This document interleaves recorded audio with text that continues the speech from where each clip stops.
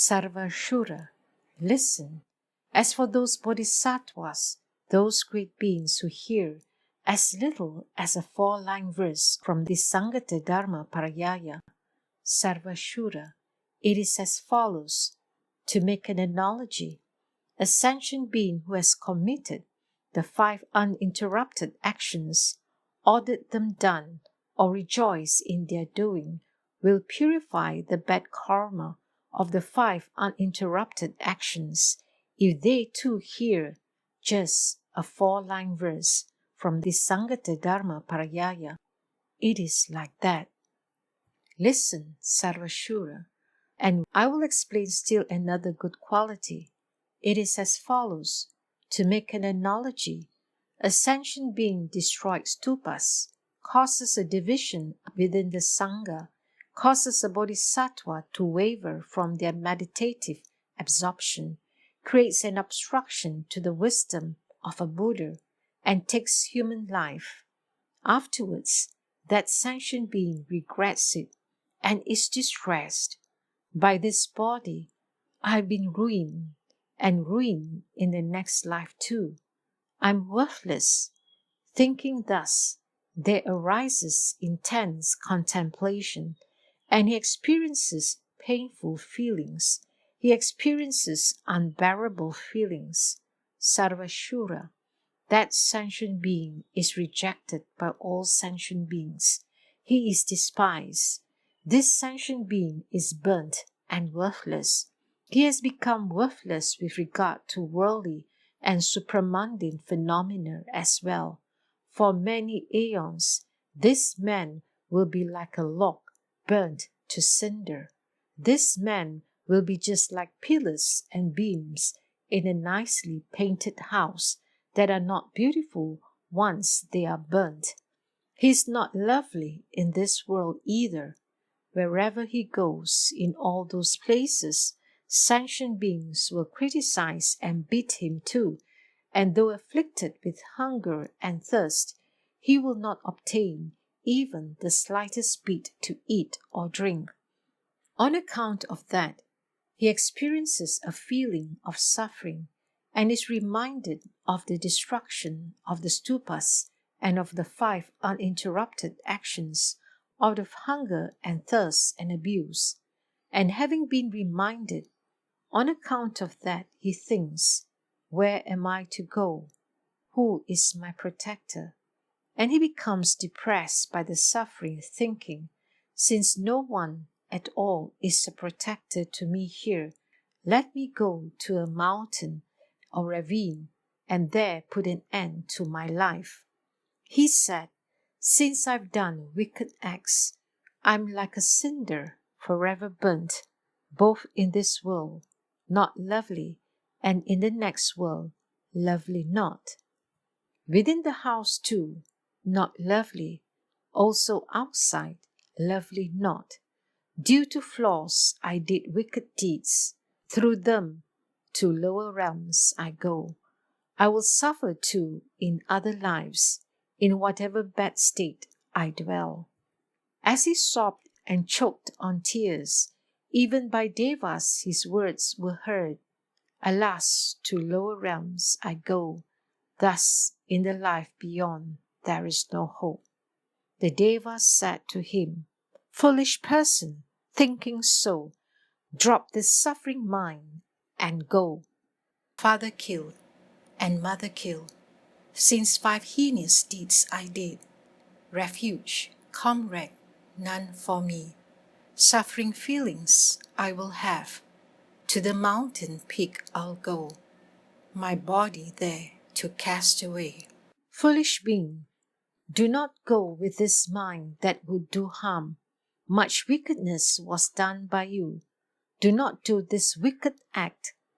Who does harm unto themselves, to the suffering hells will go. They will grieve and cry aloud, and due to that fall to the ground. Not by that effort do Buddhas come to be, nor do bodhisattvas come about.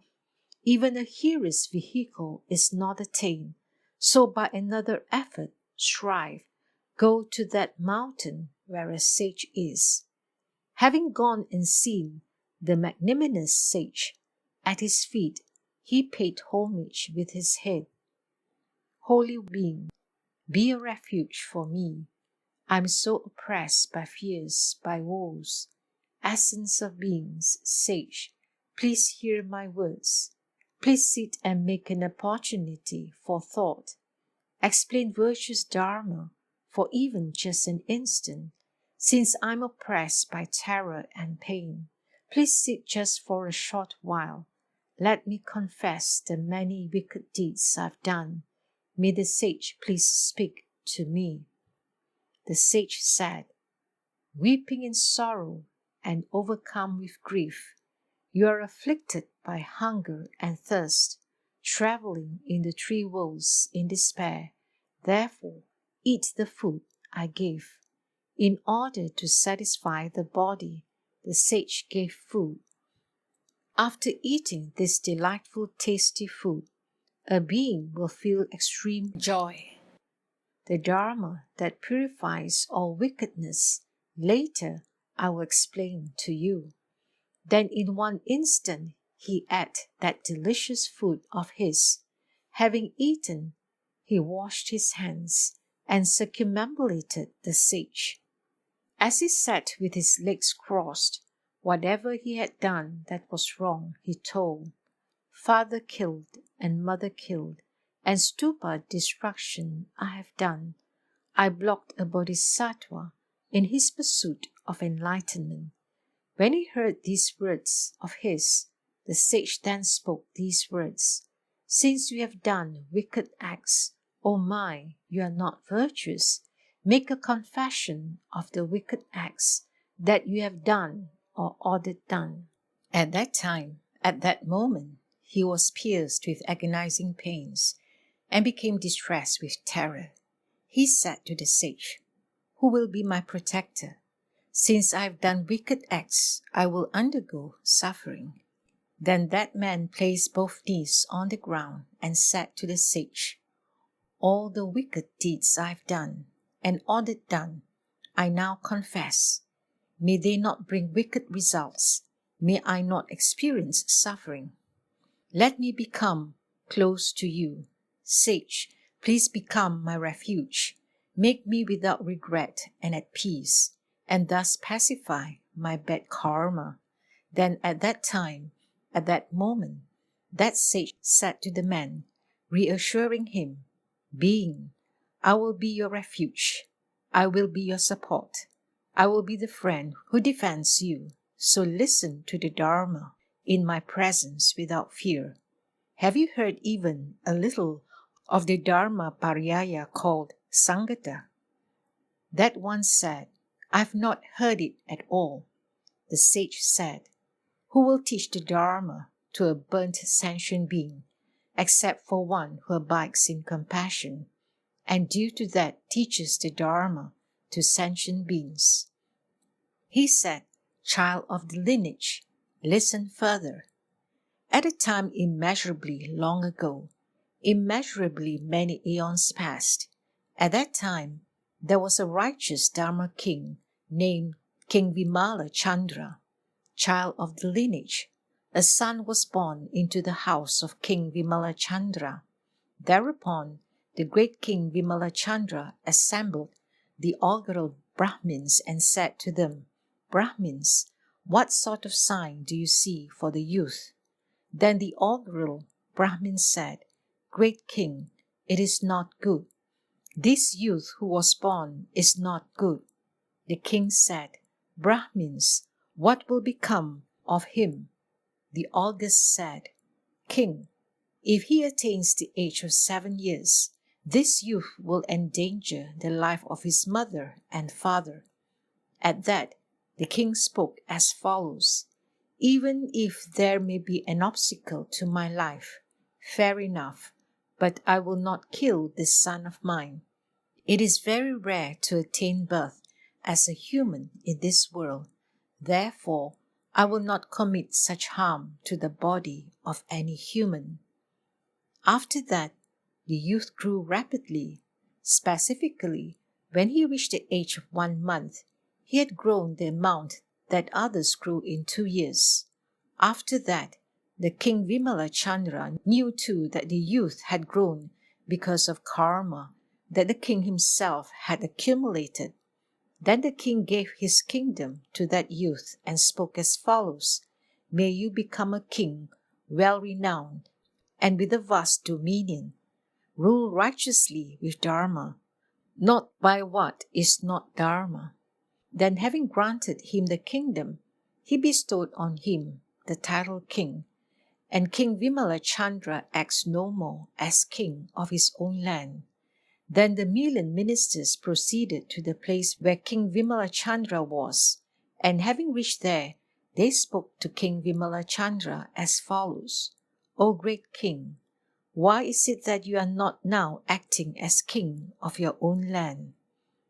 The king said, "For immeasurably many eons, although I have ruled as one having kingdoms, wealth, and power, I have never had enough. And at that time, at that moment, before much time had passed, that child took the life of his father and mother, and therein he accumulated the karma of the uninterrupted actions. O being, I also remember the time when suffering feelings arose for that king, and he felt regret and sobbed, choking on tears, and I generated a mind of great compassion for him. Having gone there, I taught the Dharma, and when he too heard that Dharma, those uninterrupted actions were quickly purified without any remainder. He said, those great ascetics who hear the Dharmaparyāya, the king of sutras, will attain the unsurpassed source of Dharma, the purification of all wickedness, and the pacification of all that is delusional. The Dharma that swiftly sets you free, I shall explain, so listen well. If just a single 4-line verse is explained in a continual stream, all wickedness will be purified, and stream entry will be attained. From all wickedness one is released. With this solemn utterance, suffering beings are completely freed from the bondage of the fear of hell. Then the man rose from his seat, placed his palms together as he prostrated to him with head bent down. He approved by saying, "Excellent, excellent, virtuous friends, excellent those who teach the great method, the Saṅghāṭasūtra, which destroys wickedness, and also for those who hear it. Excellent." Then at that time, at that moment, from in the middle of the space above, 12,000 Devasans placed their palms together and came before the sage. They prostrated at his feet and said, "Blessed One, great ascetic, for how long back do you cognize?" Likewise, 4,000,000 Naga kings came, and 18,000 Yaksha kings came. After placing their palms together and bowing down to the sage, they said, "Great One, for how long back do you cognize?" The sage said, "For hundreds of thousands of myriad millions of countless aeons." They said, "By which virtuous karma will this bad karma be completely pacified in an instant?" He said, "By hearing the Dharmaparyāya. From among the sentient beings who have gathered here, all those who had faith upon hearing this Dharmaparyāya are predicted to unsurpassed, perfect, and complete enlightenment. If those persons who have committed the 5 uninterrupted actions even just hear this Dharmaparyāya called Saṅghāṭa, they will completely exhaust and completely purify their karma of the 5 uninterrupted actions, instantly and entirely. For countless hundreds of thousands of myriad millions of aeons, the doors to the lower realms will be closed. The 32 doors to the Deva worlds will be opened. If that is how the roots of virtue of one who also hears even so much as just a 4-line verse from the Saṅghāṭa Dharmaparyāya will become. What need is there to speak of one who shows it respect with flowers, incense, fragrance, garlands, lotions, powders, robes, canopies, banners, and pennants, and who venerates it, makes drawings, makes offerings, joins together cymbals and musical instruments, and rejoices afterward, one time, approving by saying, "Well said, excellent, excellent." Then the Bodhisattva, the great being Sarvashura, said to the Blessed One, "Blessed One, as for one who places their palms together and prostrates when the Saṅghāṭa Dharmaparyāya is expounded, thus merely placing their palms together produce a mass of merit." The Blessed One said, "Child of the lineage, listen. Even those who have committed the 5 uninterrupted actions, have ordered them done, and have rejoiced in the doing of them, and who place their palms together and prostrate upon hearing as little as a mere 4-line verse from the Saṅghāṭa Dharmaparyāya, if all their karma of the 5 uninterrupted actions will be completely purified when they prostrate, Sarvashura, what need is there to mention those who hear this entire Saṅghāṭa Dharmaparyāya comprehensively? This one will produce a much greater mass of merit than the former. Child of the lineage, I will show you an analogy in order to make the meaning of the Saṅghāṭasūtra understood. Sarvashura, it is as follows. To make an analogy, 5 great rivers issue forth from the palace of the Naga king, Anavatapta, where the sun never rises. If some person should count the drops of these 5 great rivers, Sarvashura, would they be able to reach the end by counting their drops? He said, "Blessed One, that cannot be." The Blessed One said, "Sarvashura, likewise too, it is impossible to reach the end of the roots of virtue of the Saṅghāṭa Dharmaparyāya by counting for 100 aeons or even for 1,000 aeons. Sarvashura, what do you think about this? Doesn't the one who explains the Saṅghāṭa Dharmaparyāya for even an instant undertake hardships?" He said, "Blessed One, that one undertakes hardships." The Blessed One said, "Sarvashura, the one who is able to explain the Saṅghāṭa Dharmaparyāya undertakes much greater hardships than that. It is as follows. To make an analogy, by means of counting the drops in the 5 great rivers that arrive from Lake Anavatapta, it is not possible to reach the end." He said, "Blessed One, what are those 5 great rivers?" The Blessed One said, "They are as follows: Ganges, Sita, Vakshu, Yamuna, and Chandrabhaga. These are the 5 great rivers that arrive to the great ocean. Each of the 5 great rivers is accompanied by 500 rivers. Sarvashura, these 5 rivers also descend from the sky with 1,000 rivers each, and by them living beings are satisfied." He said, "Which are the 1,000 that accompanied each of them?" The Blessed One said, "Sundari is accompanied by 1,000. Shamkha is accompanied by 1,000.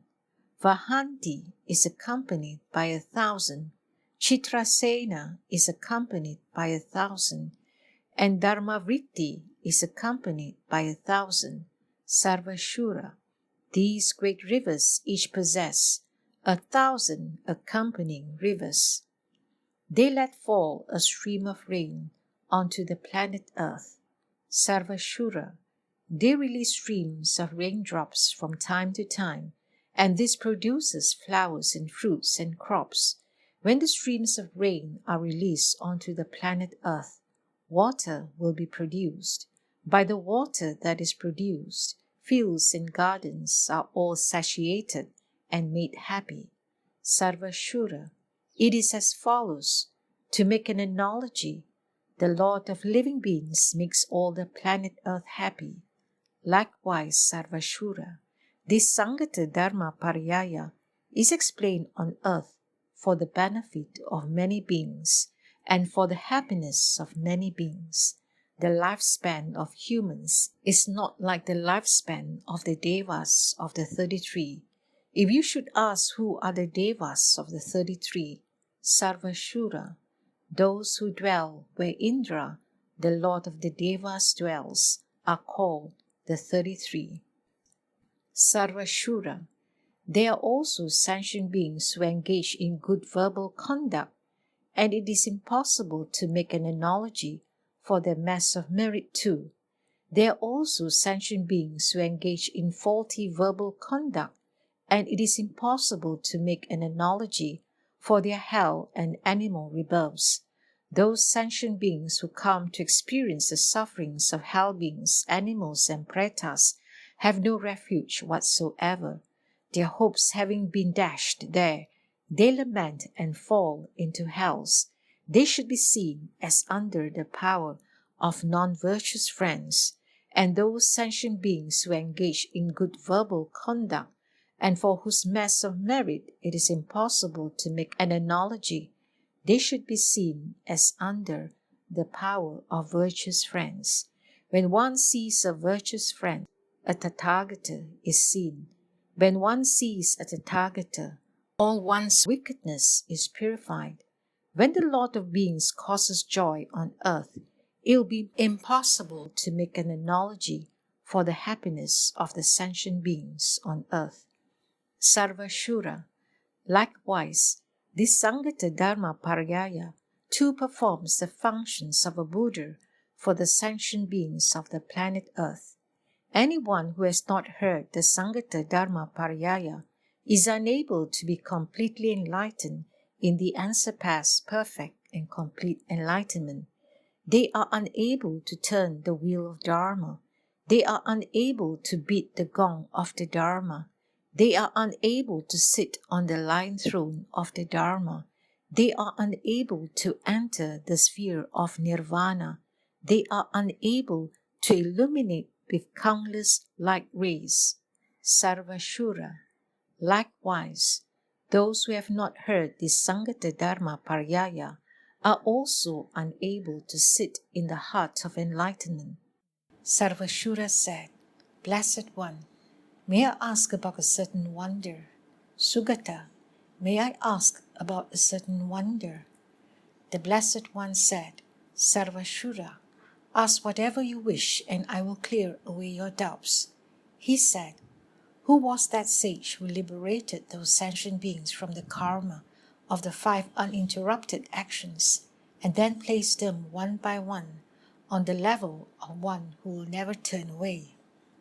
He said, The speech of Buddhas is profound. Sarvashura, listen to me. The Saṅghāṭasūtra is a teacher manifesting in the form of a sage. The Saṅghāṭa manifests out of kindness even bodies of Buddhas. As many grains of sand as the Ganges holds, in just that many forms it teaches. It teaches in the form of a Buddha. It teaches even the essence of Dharma. Who wishes to see a Buddha? Saṅghāṭa is equivalent to a Buddha. Wherever the Saṅghāṭa is, always there the Buddha is.